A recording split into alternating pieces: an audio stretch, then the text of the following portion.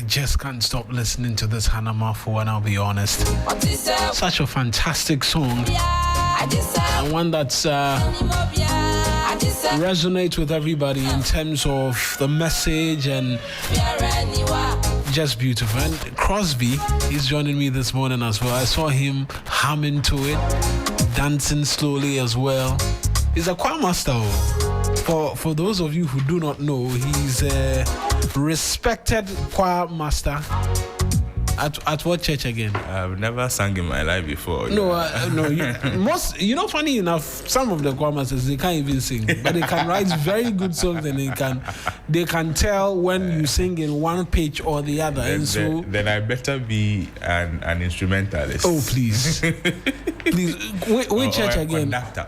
I attend Family Outreach Ministries. It is in Kwabenya around School Junction. That's where I was on Sunday. It's a new month, Mawena. It's a new month. God has been good, entirely by grace. 11 months into the year. Yeah. One more to go, Charlie. Come really fast as well, huh? Yeah. Every time when the year is about to end, we are always having this conversation about how fast it's come and all of that. Yeah, but we always say January is long. That's all of it. It is long because of just one thing, and everybody knows why January is long. The Lord has been good. The Lord has been good. I'm excited today. What's the basis of the it's November, and then it's a new month. Your birth month, I suspect. My birth month is in July. That's true. Anyways, how are you, Senior? How are you doing? By grace, we're alive and kicking as well. Yeah. Thankful for, that's why that song selection as well, to be very honest, because we worship no other, and we're thankful for the gift of life in all of the circumstances. And so a good day to be alive, a good day to be here and to make it count. I think that's what I have to say. Quite a lot has happened as well over the weekend. It is Ghana for you. If you wake up and you don't hear anything, rapture has happened. Yeah. And there's trouble on the, I don't want to call it trouble, but in terms of the NPP, things were just not smoothing for them in terms of the commentary in the lead up to that January 31 primary. Now it's inching ever closer. We know Kennedy Japan as well was speaking in the church yesterday. Bawumia has been touring regions. I saw something as well from Kwabene Japan. It's heating up for them. But and if I were a national executive of the party, particularly for Justin Kodia, I'd be scratching my head. What do we do? Every day you are issuing a release. Somebody saying something that you have not sent the person. You have to act like the leader that you say you are. They'll be fine. Let's get into it. The newspapers that we have, and then we'll add the online portals as well, 3news.com and the rest. I have a couple. I'll start with the Supreme newspaper. On the front page, it says no permit, no approval. Chinese investors' activity at Pambro site sparks outrage. The story is on page 3 of the paper. Also, Lada Dekotopo NDC Youth Leadership meets branch organizers to strengthen unity and development. Lightwave response to health minister's false claims on the LHIMS. Also on the front page of the Supreme newspaper, Bishop Takia Boy urges prophets to build, not to condemn, as VBCI marks 40 years of impact. Prestia Sankofa gold mine enters mainstream mining. Court dismisses another application by Kofi and Num family in Regimental Grey land dispute. Finally, on the front page, inside the AT Telecel merger maze, government U-turn, hidden interest and a deal shrouded in doubt. That is captured on page 5 of the Supreme newspaper. The Daily Gist front page, Lightwave rejects false claims, sets records straight. It comes with a picture of the health minister, Kwabena Minta. One of the ministers, every 2 weeks, they are in the news. CNA, our brother, something every 2 weeks. Every 2 weeks, they have to appear somewhere. Also, on the front page, Mahama pays ex gratia to MPs. On page 6 of the paper, Bawumia leads in latest NPP presidential poll. Everybody is launching their own poll, and The same scientific method, but different results. Different results. Same delegates they are all speaking to. Same delegates. Same delegates. But the result is different. So it is like, is it a case of fear delegates or fear the researchers? Fear the researchers. Ghana will not burn, Bishop Takia Boy says. Ofori-Atta in hot water over SML deal. The story is on page 2 of the Daily Gist newspaper. Well, there's also this one here. Gift Yoweri Mensah sleeps in NIB cells with a fellow to meet bail bond in NSS scandal. That story is on page 2 of the paper. And over the weekend, I chanced upon a post on social media belonging to one staunch MPP supporter. And he was asking, why does it seem that the party, or supporters of the party rather, have left Gift Yoweri to her fate? To her fate. No support for her, nobody campaigning anything. Release free Gift Yoweri or any of that, wanting to mass up somewhere. The person said the post generated 500 comments and only 13 were in support of Gift Yoweri. The rest, they say that if only you eat. Continue. The Insight newspaper. On the front page, Africa must fund its own education. That's according to the Deputy Minister for Education, Clement Obasa Pak. And Senate urges pensioners to use their digital channels for quick services. Mahama acts falls. SML contract terminated. New airline bill to revoke mining in forest reserves. Mahama's investment drive gains momentum with Indian giants on the horizon. Rice farmers cry over poor market, urge government support. The slow collapse inside Ukraine's fading war efforts. These are the stories captured on the front page of the Insight newspaper. They say you can also visit the insightnewsonline.com to get the stories. A few more from me. The Ghanaian Point, that's a new one for me. The Ghanaian Point newspaper, banner headline, Volta will never be the same again. Economic zone to transform region, says the Chief of Staff, Julius Debra. I entered politics to serve, not to enrich myself. The NPP flag bearer hopeful, one of them, Dr. Bawumia, is saying. Also on the front page, on page 8 of the paper, Dr. Joseph Siawe Japan, the vision we see, the value we overlook. That's a piece on page 8. Tribal politics has no place in NPP. Party slams Asante Akim NP over attack on Bawumia. Remember the slave master analogy? That's I don't understand. I am not an Akan native, so perhaps I missed. Because I tried to listen to the full clip to draw my own conclusions. I may have missed the bits where he makes that reference, or I didn't understand the language he used actually. In my mind, I think he had good intentions, but how he communicated it was a problem.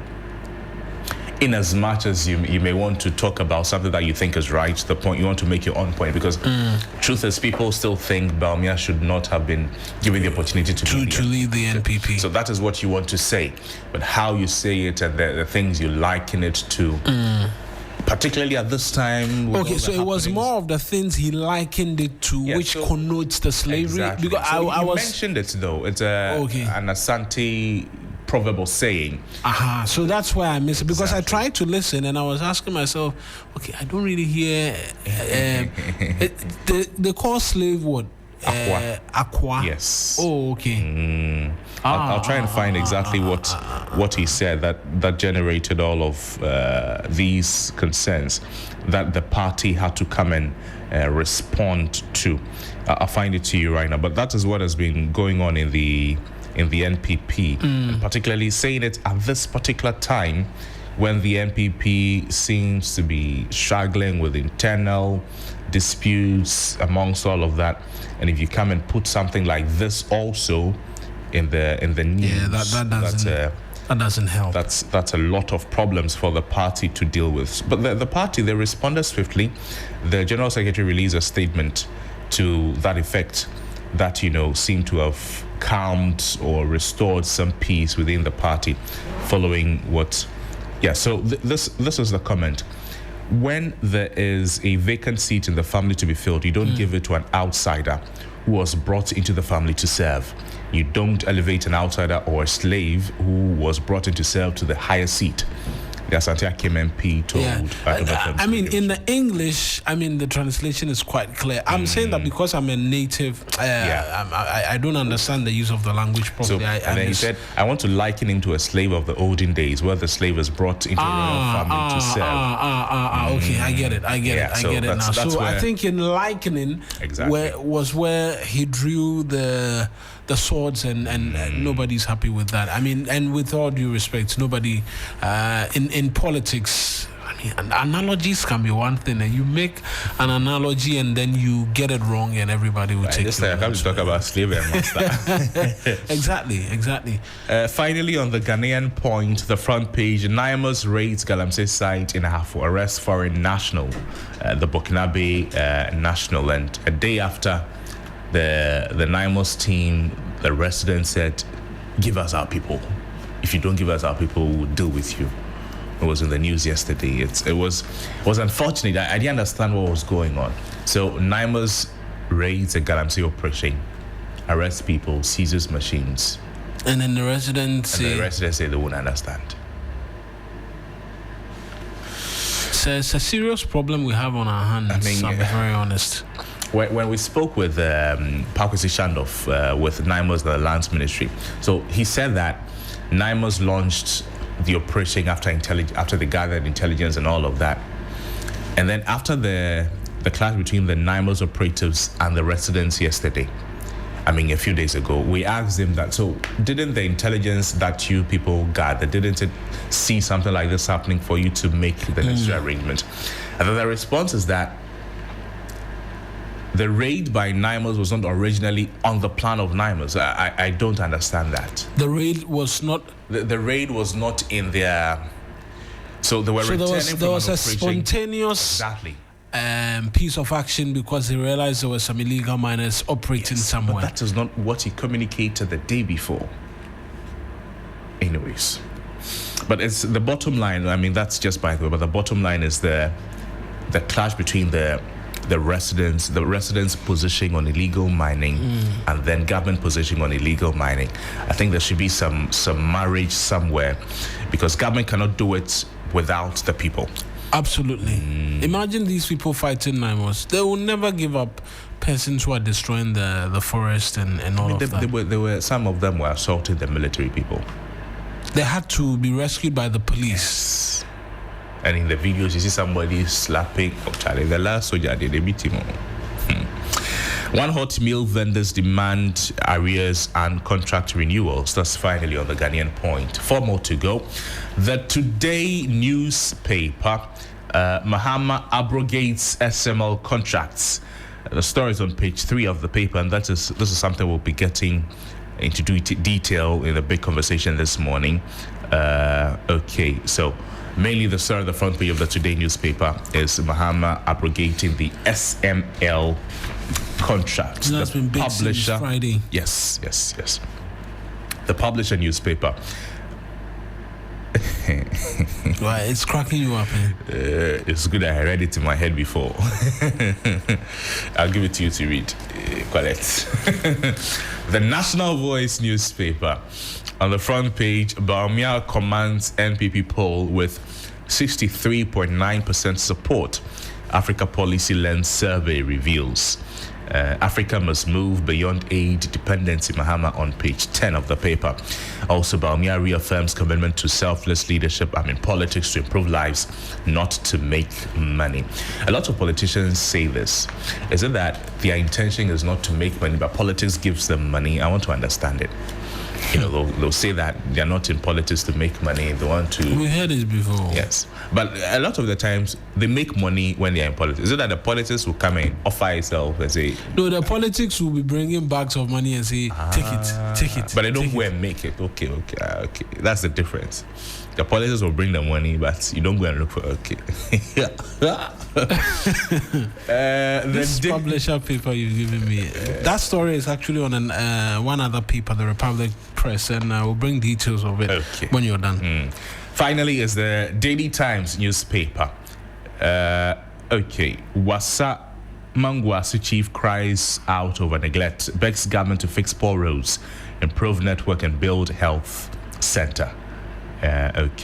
Also, NPP flag bearer race, Kent's team slams misleading poll, says it is fake.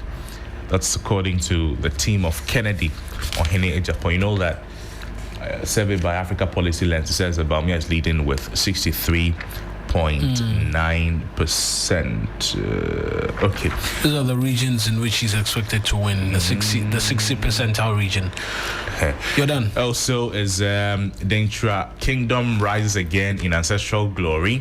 Therefore, Buamponsem the fourth leads majestic royal procession to Abrankesiso.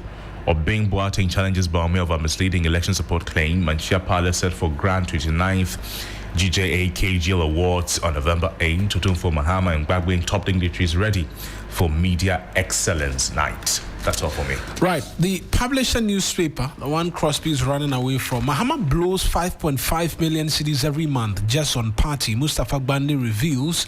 We'll find out that story is also on the Republic Press front page. NPP runs away from MP's stranger comments.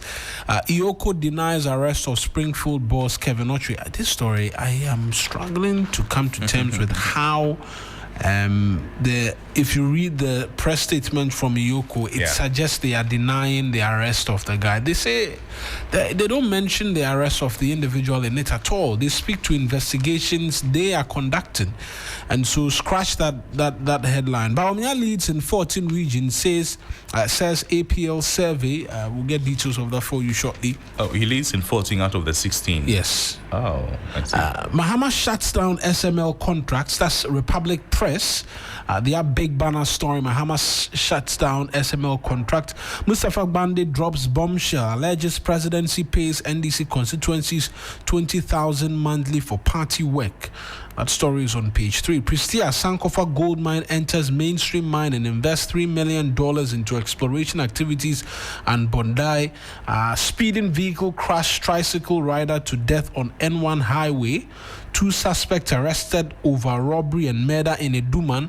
Naimos raids Galamsey site in a half of foreign national arrested. This story doesn't capture the development from yesterday, where thugs led by sitting MP. Is it thugs led by sitting MP? That was what some quarters were reporting, that they had the involvement of the member of parliament for the area to demand. Which MP is this again? And while you do that, the Custodian newspaper leads with Mahama pays MPs ex gratia, snaps Akufo-Addo's ministers. Bawumia grabs 14 regions in NPP 2028 race APL survey. Ghana will not burn Bishop Taki Yaboy to profits. Eric Opoku advocates youth-centered investment in agriculture, and over 1,000 to lose jobs as Chinese investor snatches Panbros lands. The news center, MTN champions SME empowerment with training, insurance, and financing support. Republic Bank unveils Republic Verse campaign. Preach hope, not doom. Bishop Taki Yaboy to profits. Over 400 laid off. Affected workers accuse Dr. Dufour's Heath Goldfields of deceit. MPs receive ex gratia executives, others in limbo. That was a promise the president said. The president has given only the NDC MPs. That's what the paper said. Yeah. It says he has just given MPs, the government officials, the Yamutu. No exclusion from them. And so, yeah, those are the stories. I see the fresh, you have a bit more in terms of the papers. Let me give you the daily graphic, and I'll take the Ghanaian Times. The front page: uphold integrity, respect rule of law. The Deputy Defense Minister tells soldiers. It came at a very good time, this soldier at Burma camp, that kind of thing. Also on the front page of the Ghanaian Times, former Bogoso Pristia mine worker demand payment of entitlement. President Mahama urges Church-State Partnership Africa must lead its own peace agenda. That's according to the Vice President, Professor Jainano Poku Ajiman. The back page has some sports. Kotoko proved too strong for Karela United.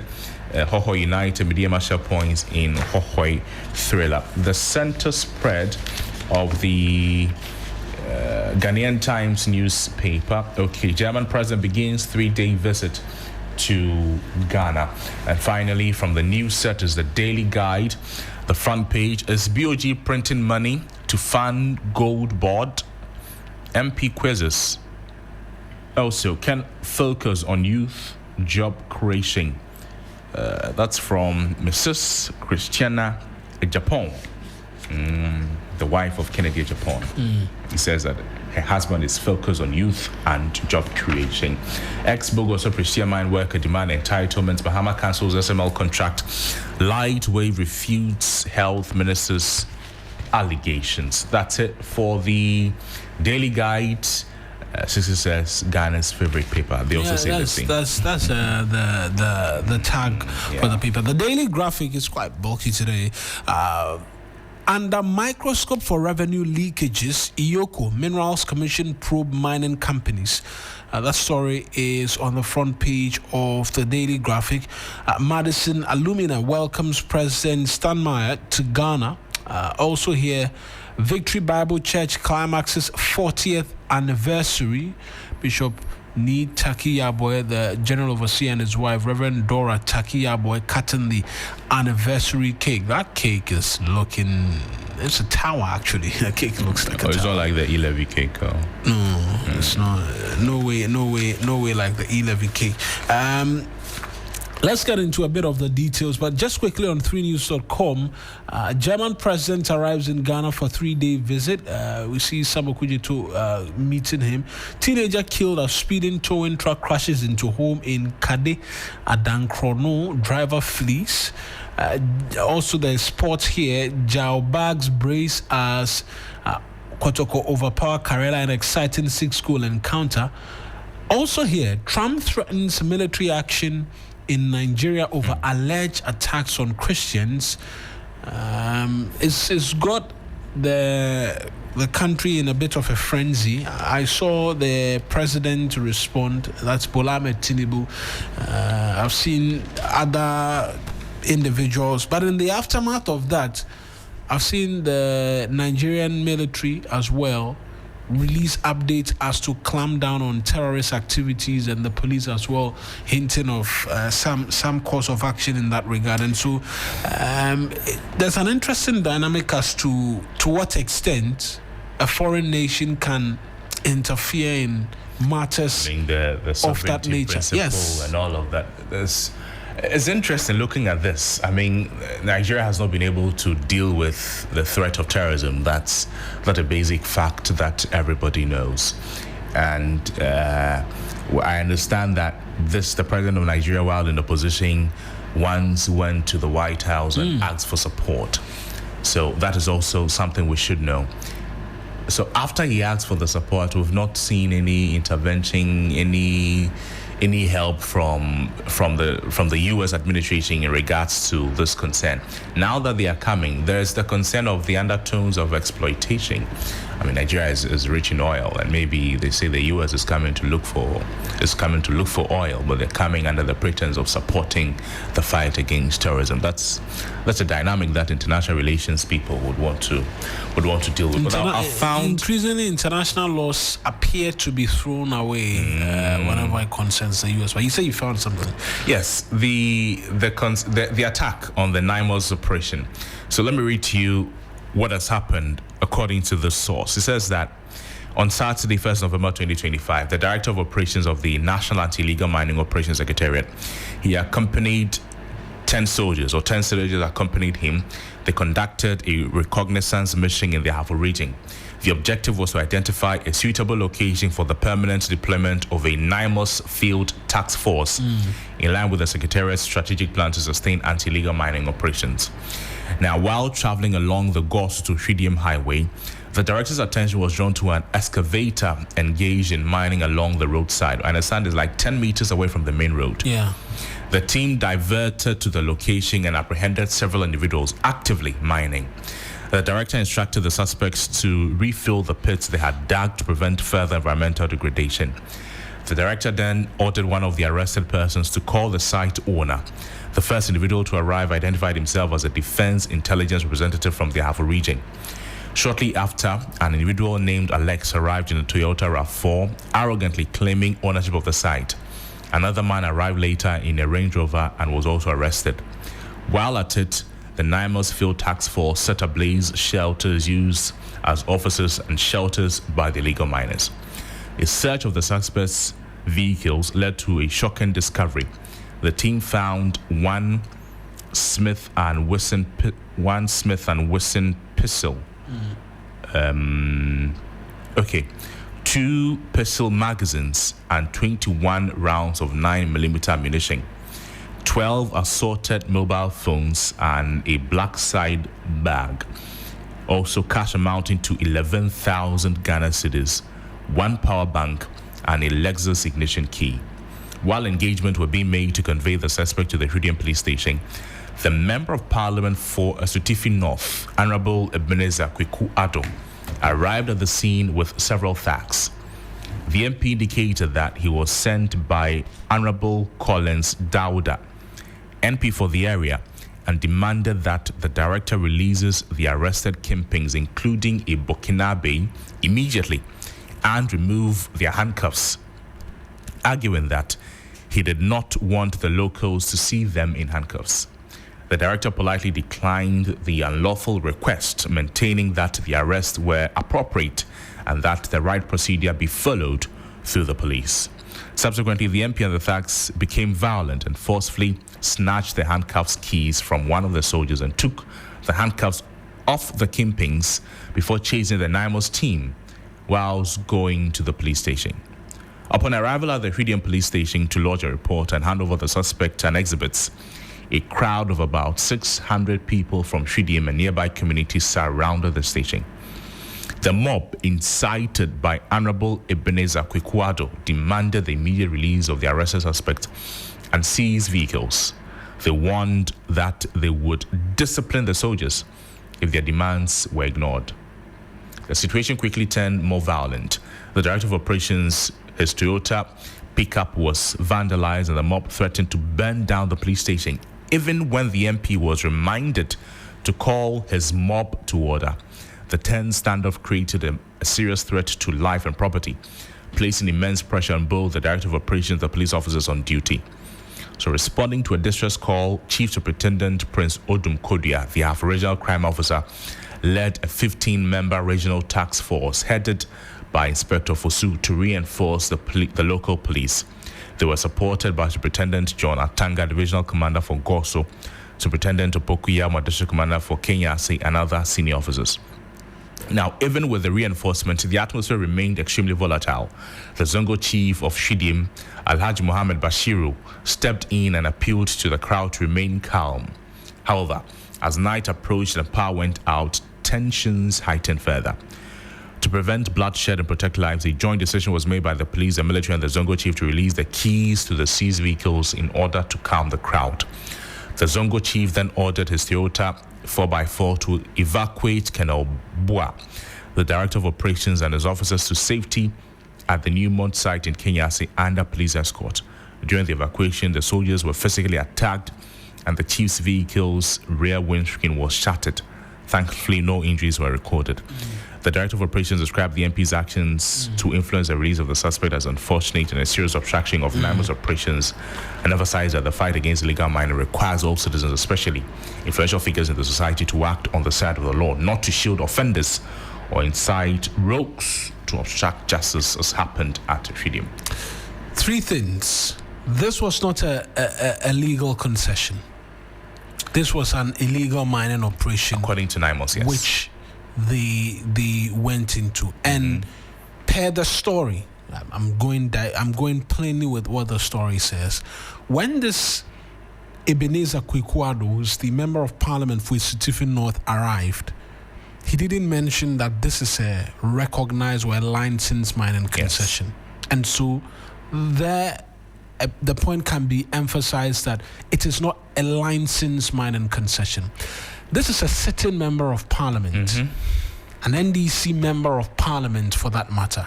He mentions another individual, a long-serving member of parliament, as a matter of fact. Yes, Honorable Collins Dowd's name is mentioned in the story. He mentions his name and proceeds to ask NIMOS to uncuff individuals arrested for illegal mining operation. When they refuse, the individuals he's with whisk away the handcuff keys, and the rest becomes history, in terms they of took off the handcuffs of the Kingpins. Yeah. And decided that they were no longer under arrest, and subsequently put NIMOS and its team under arrest, and they had to take the intervention of the police to evacuate them to safety. Yeah. Somebody has to be asking some questions this morning, and particularly from the seat of government. While the officers, I mean the military officers, were around the police station being protected or whatsoever was happening, and the mob was gathering, the NP did not do anything to calm the mob down. It was rather the Zongo chief who appealed and called for calm and offered his own vehicle to convey these officers. This one cannot be allowed to go like that. No. The Honorable Ebenezer Kwekuado should be explaining, or should be picked up by now, with respect to what it is that played out there. The presidency cannot go quiet when it says that NIMOS is the one and only recognized entity to be clamping down on activities of illegal mining. The NDC as a party cannot be quiet when a member of parliament on their ticket is attacking a government-manned task force to clamp down on Galamsey, which the president says is priority. They cannot be quiet. And so this morning, the party, as at last night, the party should have been issuing press statements. We should have been getting releases from the government as to what it is that's happened, whether or not this member of parliament has been invited for questioning, the thugs subsequently being picked up, a swoop of some sort happening in the dead of the night to round up all of the individuals. Respectfully, we cannot sit and allow this to be just another of the stories. And I've seen security analysts say that, NIMOS should reroute their operations and re-strategize. This is not a matter of re-strategizing. This is a matter of a sitting member of parliament, per this story, proceeding to obstruct justice in terms of a lawfully mandated entity carrying out operations. But we'll return to it because it's one of the things. NIMOS did no wrong by going after the miners when they saw what they were doing by the road. By the road. It says you can see them. Needed to go back, and they did no wrong. You're seeing a crime being committed. You have you have the power to intervene. You do that. You do what you're supposed to do. They did it. It is unfortunate that these reports are coming out. These names are being mentioned, and then this MP, I understand, is a first-time member of Parliament. Yeah. And then Collins Dowda's name, a name that has also been mentioned. He's a long-serving MP. I think because his name has been mentioned, he also needs to come out and explain his role in all of this, if there's any. If he's not involved in anything, he should come and then tell us. Because the MP said he came in your name. The people said they came in your name. If they do not come in your name, come and say that, please, Ghanaians, I don't know them. They did not. I did not send anybody. Because upon what basis will a first-time MP round up thugs and military officials who, military men? It's not Blue Water Guard. Yes, military men being assaulted left, right, and center because they were engaged in an operation to clamp down on activities of illegal miners. And dare I say, the town folk were what's the word I'm looking for? They were prompted to do what they did as well, because they would have picked word that, hey, let's move to the police station, let's do this, let's do that. Because if these individuals were rounded up, were being taken somewhere, and someone comes in and says, release them and cuff them, I don't want the town folks to see them in handcuffs. Respectfully. There's a line in the story that says, the mob incited by Honorable Ebenezer Kwekwado. So that's the word, inciting. Yes. Inciting is what I was looking. It was the word I was looking for. And the Speaker of Parliament cannot be quiet, because this is not the first time a member of Parliament has been accused of engaging in activities of illegal mining. I mean, there's always the mention that there are kingpins, big people in government, in Parliament involved in Ghana. I'm saying if this this is one of them, an example. No, there are videos which we will subsequently show when we get into the big conversation, and we'll seek to get as many individuals as possible to be responding to these matters. But let's try and make progress, and we'll return to this subsequently in terms of the stories that we have from the newspapers this morning. I want to do this one from graphic on IOCO, the Minerals Commission probing mining companies, because we've mentioned mines, and this is by Justice Agbenosi. It reads that the Minerals Commission, the story starts on the front page. The Minerals Commission is embarking on an audit of top mining companies across the country to tighten regulatory oversight and recover potentially lost revenue. The audit exercise, which will scrutinize the document of relevant mining companies across a 10-year production period, will be led by government auditors, forensic accountants, and independent consultants. Meanwhile, the Economic and Organized Crime Office is, story continues on page 3. Oh, this is Valentin Agbenosi, Justice Agbenosi. I know him quite well. I didn't know that. Conducting a parallel audit into the operations of large-scale mining companies with concessions in the country. The IOCO investigation is an extensive probe into the finances of the individual mining companies, their adherence to tax obligations, among other issues. A letter from the Minerals Commission addressed to the mining companies through the Chamber of Mines stated that the audit will scrutinize production volumes, mineral flows, tax and royalty payment, and environmental compliance. And so that's what the paper, let me just maybe on the exports. Ghana's small-scale gold export sector generated over 8 billion. So yeah, these are facts, some facts that we know already.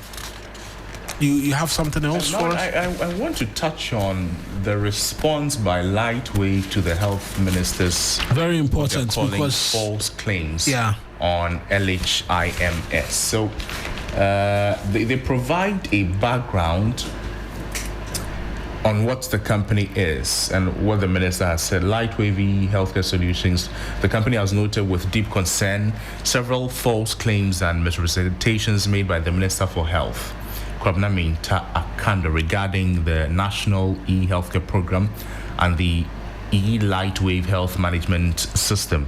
And they say that these inaccurate statements or false claims made on the floor of Parliament on Tuesday, the date, and reiterated at the accountability series organized by the Presidency Communications Office on Wednesday. So, risk misleading the public and undermining Ghana's e-health achievements. So, Lightwave, as the lead architect and implementer of Ghana's national e-healthcare system, issues this statement to set the record straight. Now, the statement is this: Lightwave Healthcare Solutions Limited is a company incorporated under the laws of the Republic of Ghana on the 24th day of November 2015 to provide electronic healthcare network. The company was certified to commence business on the 25th of November 2015. They are saying that the company is a wholly owned by way of shares by a citizen of Ghana, having its entire establishment and operations in Ghana with a predominantly Ghanaian workforce. You know that the minister said the company was a foreign company. The company currently employs over 150 Ghanaians as part of its workforce. There's the history about the contracts of the company when it comes to National Healthcare Program. After a prolonged period of negotiations between LWEHS and the government of Ghana during the first administration of the President, His Excellency Dramani Mahama, the Minister of Health, led by the then Minister of Health, I'm talking about Alex Segbefia, executed the contract for the development of the National Health Data Center and Electronic Medical Records. On 1st April, after being granted approval by the Public Procurement Authority, Phase 2 began, and then all they did was to work in line with what was their mandate. Now, specific allegations leveled against the company by the minister claim that the electronic medical data records of Ghanaians are being held by a company which sits in India. This is what they're saying, that both on the floor of Parliament and the accountability series, the minister claimed that the exclusive possession, management, and control of the electronic medical data of Ghanaians generated through the e-healthcare program have been handled to the company, which has refused to grant access to the MOH. The minister further alleged that the said data is being centrally managed from India, and this is their response. By the terms of the contract, and as a matter of fact, the company has no control over and or custody of the electronic health data of any Ghanaian under the e-healthcare program. The electronic data of patients generated through the program remains the exclusive property of the Ministry of Health. The MOH has a server room at the ministries in which sits a centralized data repository, which serves as the storage system for the health records of patients. And they're talking about the data center. So they're saying that there's no India anywhere. It is all in Ghana. They don't have... the data is not sitting in a company in India. It is sitting with the Ministry of Health in Ghana. There was another claim by the health minister that whereas the company has been paid 77% of the contract sum, it has executed less than 50% of the contract. They say that he made this statement both on the floor of Parliament and the accountability series. In attempting to give some details of this claim, the minister stated that only 450 health facilities, which is less than 50% of the 950 facilities earmarked under Phase 2, have successfully been delivered. Their response is that under the contract, the breakdown of the 950 health facilities mentioned by the minister is as follows. There's the item, facility type, number. I mean, all of that is listed. So essentially, all of the arguments they're making is that. But do they respond to the minister's claim that the contract has come to an end? Because it's one of the many things the minister says is the basis upon which everything had to come to an end, because there is no existing contract. Let me look for. There's a continuation on. Wow, then that story is really lengthy. It's long. It's quite a lengthy story on by the paper. Yeah, I must be honest, because it is one of the things the minister says that if people claim there's a potential of a judgment debt amongst many other things, judgment debt on what? Because if a contract genuinely comes to an end and you're supposed to renew and I say I'm not going to renew, I don't stand the risk of paying any judgment debt, and that perhaps there's a bit more in terms of clarity that's needed on this particular front. I see you trying to skim through to see if they respond to that particular claim as to the contract ending or not, but I mean, there's a lot of information here. It's a 2-page response. You know how big the newspaper is? Yeah. 2 pages. 2 pages reports. Well, perhaps we'll have to go through it thoroughly and understand the arguments they are making and whatnot, because now the minister tells us there's a new health management system that's going to come. I think it will be called GIMS or something, and it's supposed to cost us some $50 million. It says it's just half of what was used. Yes, $50 million, and we spent 77, and we do not own anything. Why have we spent $77 million? We do not own the system, and we're going to pay a fresh $50 million, and we claim it is cost saving. We haven't saved anything. If anything, we've lost 77 million because it's been thrown into the air, and we haven't gotten any system or infrastructure upon which we can hold on to and say, okay, we don't have to pay 50 million again. We can use, say, 10 million or 1 million to continue to implement the system. Zero. So there is no cost saving. There should be questions as to why we are paying fresh 50 million and why we've paid $77 million and we do not have a system which we call our own. It is just amazing, to be very honest. I thought you would come to say it was just Ghanaian. Well, it is. I'll be very honest. That story you were running away from, Mustafa Bandi, and I've tried to do. I've tried to look at both papers and whether or not there is a name attached to who's telling the story. In both instances, in both instances, it is just.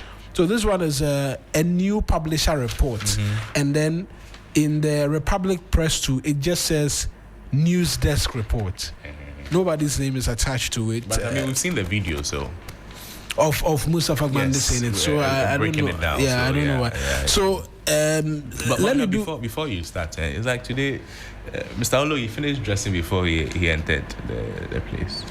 You know that he dressed up in my he hardly completes his. He always finishes at the production side before he decide to. Listeners, that is not true. Oh, he has not finished. His lace. Sure, he has not finished. He hasn't finished. He has not finished. The man will wear his tie at the gate, the company's gate. He come and tuck in at the production. You can ask Sandra. I have been fully dressed for the past your lace, 40 minutes. Yeah, we are looking at your lace. So you decided to dress fully and leave out your lace? Why are you people? No, we are just asking. Are you always a new man? For a man who is fully dressed, are you always a new man? We're just asking if your lace is. Are you aware new energies, positive thinking and speech? Yes, we've delivered that message to listeners already when we started. One thing that I've noticed too is that when Mr. Ulo was Mr. Ulo, when before he was a private citizen like the rest of us. I mean, his ring was different. Now that is Council Ulo is wearing a different ring. Is there something to it? Maybe we should also go to the law school summit. Thank you. When you become lawyers, you understand. The lawyers wear special rings. Hey. So they show us level. So let me do that story. This one, I'm picking it from the Republic Press. It says a shocking revelation has emerged within the ruling NDC as the party's Deputy General Secretary of Operations, Mustafa Gbande, has alleged that the presidency doles out 20,000 cedis every month to each constituency to finance NDC party activities. In a video that has since gone viral, Mr. Gbande claimed that the funds come directly from the president, sparking outrage and raising serious questions about the use of state resources for partisan purposes. Today, as we speak, 20,000 goes to the constituency every month to service the party, and it comes straight from the president. Mr. Agbande stated emphatically in a footage that was cited. The revelation has triggered a storm of controversy. That's a repetition. Mr. Agbande went on to describe the current administration as the most inclusive in Ghana's history, claiming that party officials and even their spouses have been rewarded with government appointment. If your wife was not appointed, you yourself were appointed. For the first time, regional secretaries and a few chairmen have become regional ministers, he said, adding that almost 8 to 10 executives per constituency now hold government positions. Political observers say the comment could spark investigations into how party structures are being financed and whether taxpayer money is being used to sustain party activities, used to sustain partisan activities. Civil society organizations are already demanding clarification from the presidency, urging President Mahama to come clean on the alleged payments to party constituencies. And that's the story. My comments to this is this: when the NDC was campaigning to win the 2024 elections, when Mr. Mahama was campaigning, when Dr. Bawumia was campaigning, they all made promises to the executives of the parties in the regions, in the constituencies, amongst others. Some say that they'll put them on payroll and all of that. Where was that money supposed to come from? It's a very important question in terms of how our politics and everything. Are they qualified? Who? The regional executives. Qualified. Their wives. Are they qualified for the appointments? Oh, I'm not sure the question we are asking is whether or not they are qualified. That seemed to be the position of the paper. No, I think they just took excerpts because they were. Read the headline again. Mustafa Agbande drops bombshell, alleges presidency pays NDC constituencies 20,000 monthly for party work. Okay. That's the headline. Mustafa, in that bombshell is the word. Yeah. Alleges, and goes on to ask in the prudence of state resources or states. Meanwhile, the person says the money is from the president direct. We would have to find out whether that statement is true. From the president's pockets. Is it from the president's pockets? Or from the presidency? Or from the presidency? Is it a budget that is lying at the presidency under Julius Debra's desk that says that party executives every month call me with a Momo account so that I forward this? Is that the case? Even if it is from the president, you can to a certain extent logically have an idea the income levels of the president. We know how much the president receives a month. Good. So do we know whether the president has businesses? I'm just saying that before we get into such a discussion or such conclusions, we must be able to conclusively say that the president is not in a position to dole out 20,000 cedis every month to the 276 Perhaps we should be having him explain to us, Mr. Agbande himself, from when he's making this claim amongst many other things. The paper emphasizes some wrongdoing. So I'm saying that before we start screaming the wrongdoing, let's be sure that this is what it is. It says it is from the president. We are just reading the president story. As a person, as leader of the party. That is not clear from this story. And perhaps no, there are two papers carry the story. Yes. Perhaps I'll read the second one quickly because we have to run and do community voices. Every month, President Mahama directly gives out amount of 20,000 to support each of the 276 constituency offices of the NDC. Today, so they say directly gives out. Today, this is the paper writing. They attempt to quote exactly what Mustafa says. Today, as we speak, 20,000 goes to the constituency every month to service the party, and it comes straight from the president. That's a quote. And not the presidency. Yeah, but it could be from the president as president. It could be from the president as private pockets regardless of where it is coming from. 6 So you're saying that whether the president has businesses, I don't think that should be, encouraged or entertained. That the president of the country has some business somewhere. No, we'll need to find out. No. So what I agree with 6 on is the first thing is this claim true? Because the mere fact that someone stands on a political platform and says this doesn't mean hook, line, and sinker it is true. I mean, we've been here where statements on platforms have been fact-checked and they were misleading. Some were not true. And dare I say, sometimes when you put these, did we not have a member of parliament say that bribes were being paid for school placement? He was quizzed and he said he lied. And he's still roaming about after lying. You understand? So yes, there is why are my words failing me today like this? There's a tendency. It's been a long weekend. There's a tendency to want to believe the individual who is saying this, and I say tendency. No, if you believe Mr. Gandhi, I won't begrudge you, because he is an authority within the party. That's what I said. There's a He's tendency. Deputy General Secretary of the party, and so he knows also what he's a Deputy Director of Operations at the presidency. So yes, he knows what he's talking about. You understand? But I'm saying that, do we have sufficient information to be able to condemn the acts? Do we?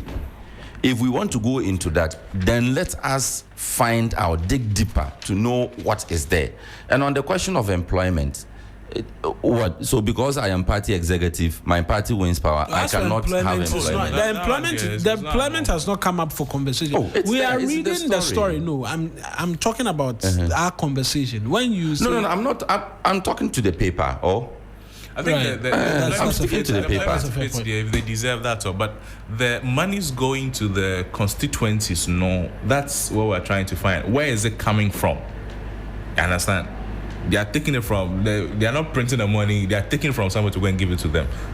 So we need to know where that money is coming from. I wouldn't say that what Mustafa is saying is not true, because, like you mentioned, he's Mustafa. He knows what he's talking about because of how close he is to the things he's talking about. But where is the money coming from? And is it right for monies to come from where it is coming from to go to the constituencies to do whatever it is set up? It also goes back to party financing. Absolutely. If you want to, that's what I'm saying, that we don't have sufficient information based on this story to begin to draw those conclusions that we can. Well, guys, thank you very much for joining us through the newspapers. Quick, one, the MP must be arrested. No, we will get into this conversation proper.